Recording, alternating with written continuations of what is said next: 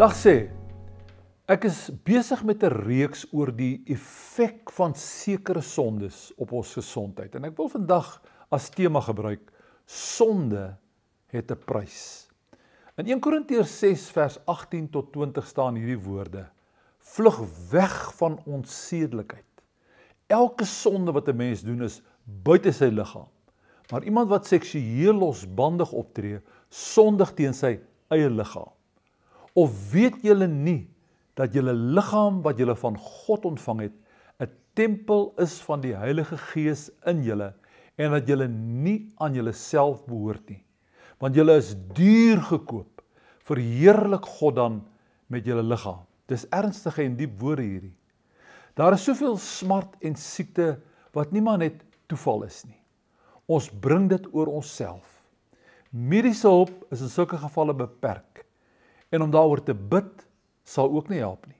Die oorsaak moet eers verwyder word. Kom ons kyk na 'n paar voorbeelde. As 'n persoon ten spyte van die duidelikste mediese waarskuwings, byvoorbeeld aanhou rook en mettertyd longkanker of emfyseem ontwikkel, kan hy mos niemand anders blameer nie as net homself. Dieselfde geld vir iemand wat alkohol misbruik of aan dwelms verslaaf is. Die misbruik sal sy liggaam, sy lewe vernietig.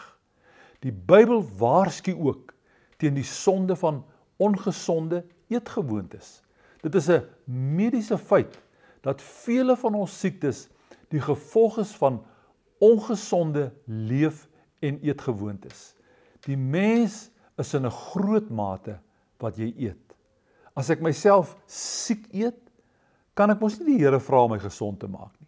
Ek sal myself eenvoudig weer gesond moet eet.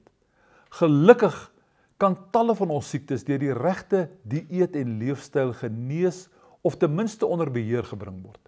En wat van seksuele promiskuïteit? Dink weer aan ons skrifgedeelte. 'n Skokkende persentasie mense in ons land het 'n geslagsiekte onderlede. 8,5 miljoen mense in Suid-Afrika het tans die HIV-vigsvirus onderlede. Dit is benewens baie ander geslagsiektes.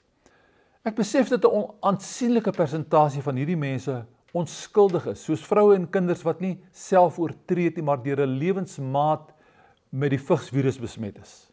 Feit is egter dat die meeste mense wat vigs en ander seksueel oordraagbare siektes het, dit oor hulle self gebring het. Sou daar ooit iets soos vigs gewees het, as alle mense die morele waardes en voorskrifte van die Bybel oor seks en die huwelik uitgeleef en onderhou het. Sekere siektes word verseker deur sonde voorafgegaan. En sonde het altyd 'n prys.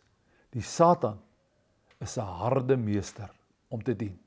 Laat ek en jy seker maak dat ons God se wil ook in hierdie opsig oor ons liggame nakom. Kom ons vra hom daarvoor. Here, help my om my lewe in te rig volgens u wil en u woord, sodat ek die smart wat sonde bring, kan vermy. Ek bid dit in Jesus se naam. Amen. Alles van die beste, tot volgende keer.